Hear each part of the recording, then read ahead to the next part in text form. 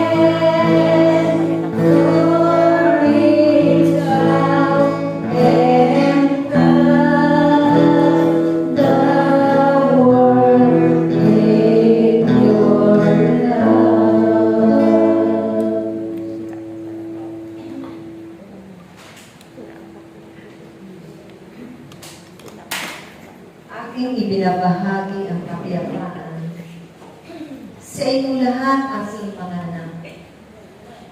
At ito naman ay inyong ibahagi ng mahiniti sa inyong mga kapatid.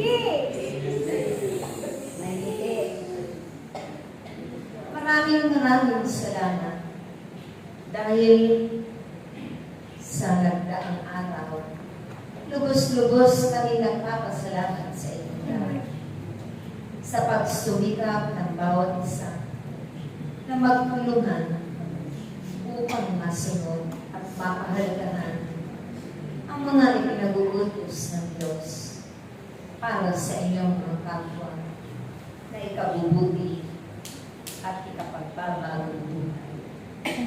Kaya ang mga bibiliyayan at himala na iyon ay tunay na naranasan ninyo. Lubos-lubos kayong nagagalak sa pag-aalay ninyo ng oras at panahon.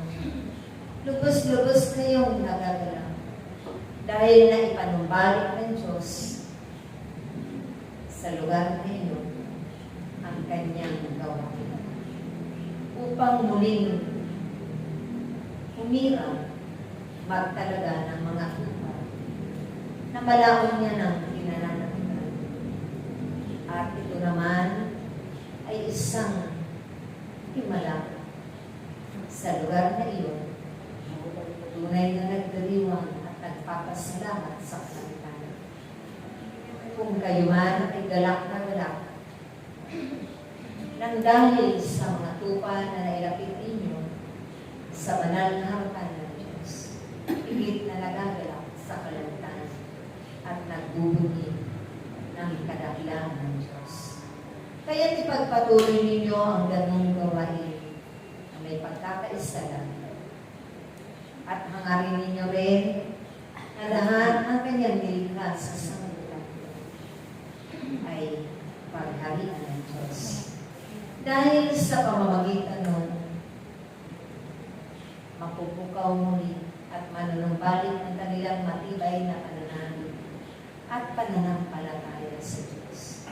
At siya rin ang hahangarin nila na mamahalan sa kanilang mga buhay. Dahil ang tunay na pastor na ipinadala ng Diyos ay katuwang ang kanyang bugtong na sa salita ito, higit sa araw ito, na kanya rin pinalulog ng Ama. Kaya magkaisa kayo na sundin din ang kanyang mga ipinag-uutos. Dahil ito ang magiging daan ng katagumpayan ng bawat isa. Huwag kayong magkabahabahagi ang inyong anak. Mabigis kayo ng iisang Espiritu ng Diyos. Iisang pag-ibig at tunay na kapag kayo'y sumusunod at nagpapahalaga ng mga ipinag-uutos ng Diyos, na puno ng pag-ibig at kagalakan, laging may kababaan ng kalooban. Nakatitiyak kayo ng katagumpayan namin ang limang anak ng gawain ng Diyos sa inandako. Ito, itinatalaga at itinatakla. Naway sa pagtatalaga sa inyo, patunayan niyo rin na kayo'y karapat-dapat sa pamamagitan ng pagmamalasakitan ninyo, pagtutulungan, pagkakaisa lang. Dahil ang mabuting pastor ay laging nariyan kasama niyo. Hindi kayo pababayaan ng Diyos. Hindi kayo mabibigo sa piling ng Diyos. Kaya ang mga bagay nito ay pahalagahan ninyo at pakaiingatan magpatayan. Sumainyo ang pag-iibigan at pagkakaisa. Sumainyo ang tunay na pagsasamahan sa isa't isa at pagkakaroon. Amen.